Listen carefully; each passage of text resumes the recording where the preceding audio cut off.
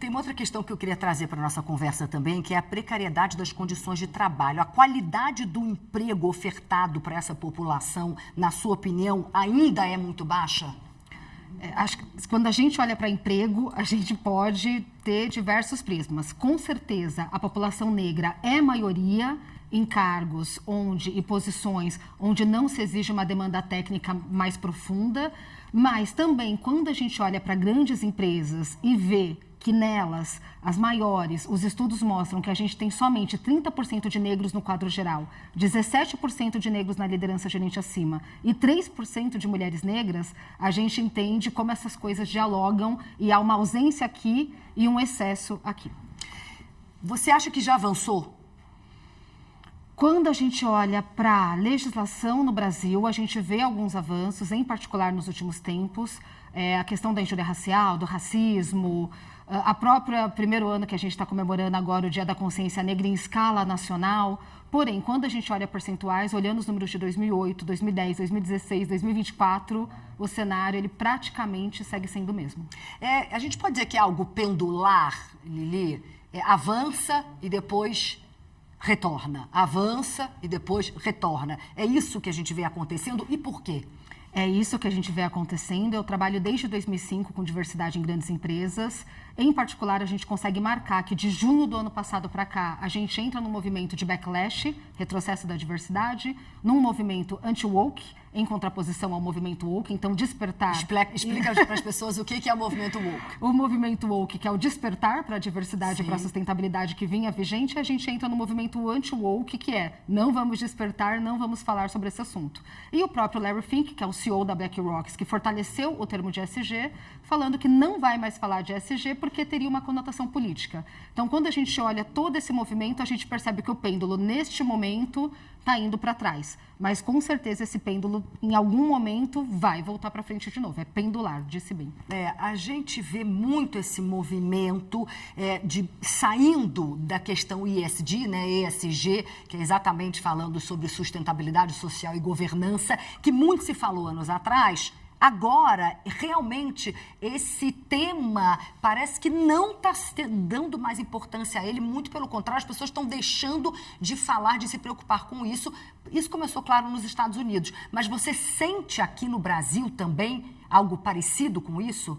Chegou ao Brasil, acho que um dos maiores exemplos que eu tenho embora algumas lideranças seguem consistentes, eu consigo já hoje acompanhar executivos que pautavam muito o tema de ESG, neste momento falando, não vou mais usar essa sigla, esse conceito, porque realmente anda muito politizado.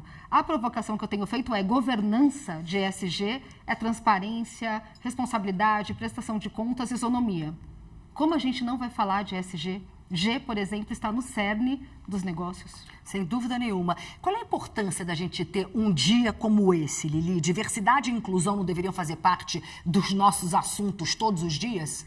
Diversidade e inclusão é um tema do nosso cotidiano e que diz respeito a todos nós. Porém, uma data como essa nos ajuda a fomentar, intensificar, jogar luz a essa pauta de forma coordenada em todos os setores da sociedade civil e na sociedade de forma geral, como a gente está fazendo aqui hoje. Então, acho isso muito importante. Eu queria falar da sua experiência. Eu sei que você chegou em determinado momento da sua carreira que você, claro, queria ascender e você via que você não tinha como ascender naquele lugar. Por isso, você fundou uma empresa. Conta essa história pra gente. Eu vim de 10 anos dentro de grandes empresas no mundo corporativo. Em uma das últimas empresas que eu trabalhei, eu recebi um feedback que ele foi um particular momento de inflexão na minha carreira. A gestora estava me avaliando muito bem. Em algum momento ela falou que eu precisava usar roupa de marca e fazer chapinha, porque, segundo ela, você é negra. Pronto, falei. Aquele momento foi um momento de muita inflexão naquela empresa. Eu fundei uma área de diversidade 2 anos depois, a primeira de todo o grupo empresarial.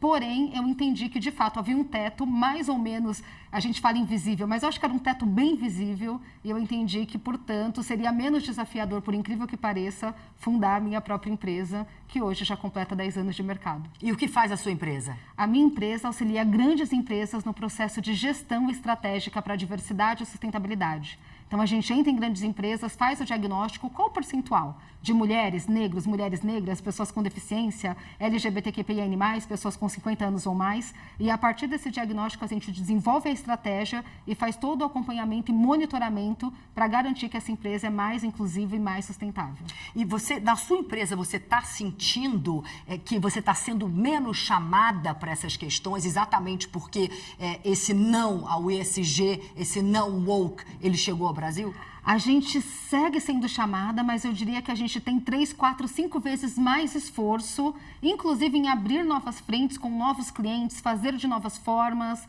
ampliar a nossa atuação para chegar direto no público, no consumidor final, e não necessariamente por intermédio das empresas. Então, acho que a gente pode dizer, e recentemente a gente teve uma reunião com todas as empresas que trabalham com diversidade, todas as consultorias como nós, e falávamos sobre isso, como íamos atuar coordenadamente para garantir que diversidade continue ocorrendo de forma perene. Lili, eu sei que você que criou o termo diversity washing. Explica para a gente o que é isso. E a importância da gente falar disso.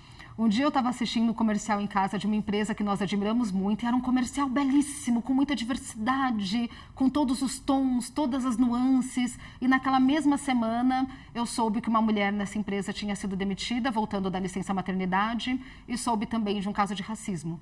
Então, olhando a TV e vendo aquele comercial, em algum momento eu pensei, nossa, isso é um diversity washing, peguei lá do greenwashing da sustentabilidade, essa analogia de lavagem da diversidade. As empresas entenderam que públicos diversos são consumidores, fazem campanhas, serviços e produtos, mas não trazem essas pessoas da porta para dentro e, quando trazem, não fazem a gestão de carreira de forma adequada. Eu quero trazer aqui também uma informação que a gente tem, que é da Polícia do Rio de Janeiro, que indiciou por racismo um professor brasileiro e uma professora argentina que imitaram macacos durante uma roda de samba em julho desse ano. Segundo a delegada responsável pelas investigações, o inquérito foi encaminhado ao Ministério Público. Ela afirmou que a dança imitando macacos remete a um racismo histórico, uma comparação que é feita entre animais e pessoas negras no sentido de desumanizá-las. O professor Tiago Martins mora em São Paulo, estava na capital fluminense para participar de um fórum de educação musical.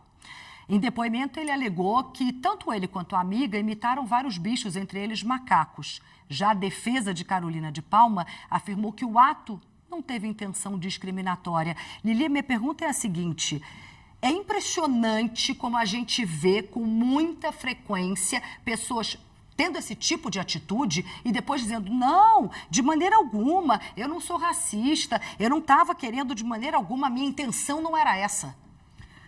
No Brasil, em particular, eu considero isso crônico, porque a gente sempre precisa lembrar que fomos o último país das Américas a abolir, que a gente aboliu por meio de uma lei áurea que tinha 2 artigos, 2, vai ser de livre, é irrevogável, não havia políticas públicas de trabalho, educação, saúde e por aí se vai, e a gente vê esse reflexo dessa abolição tardia e feita de forma incipiente até hoje em situações como essa e que, de novo, também se repetem no mundo corporativo.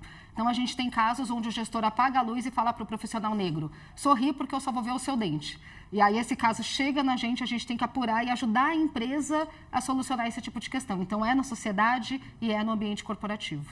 Existem países, exemplo para a gente, que a gente devia se espelhar? Nesse momento de movimento anti-woke, de backlash, em particular nos Estados Unidos e no Brasil, eu gosto muito de movimentos na Europa onde fala-se, não, vamos nos levantar pelos valores, stand up for values. E as empresas afirmam que, independente de qualquer movimento global, elas vão seguir atuando em diversidade. Então, neste momento, talvez eu mirasse um pouquinho na Europa, tanto nesse movimento quanto nas cartas de diversidade, que foram desdobradas em vários países e tem uma perspectiva privada e pública de forma coordenada e com visão de longo prazo. Se a gente trouxer para cá, para a América Latina, existe algum país que você destacaria? Todos nós, todos os países latino-americanos hoje, em maior ou menor grau, a gente tem uma série de estudos na gestão Queiroz pegando Argentina, Chile, clientes na América Latina, e cada um desses países hoje vivenciam seus próprios dramas em um ou em outro tema, ou em pessoas com deficiência, ou na questão das mulheres, ou na questão de negros. Cada um tem uma questão endêmica, histórica, social, com a qual está lidando nesse momento. Lili, muito obrigada. Bom demais te ouvir. Você é muito maravilhosa. E parabéns pelo seu trabalho, que é incrível. Obrigada. Obrigada. Volte sempre aqui.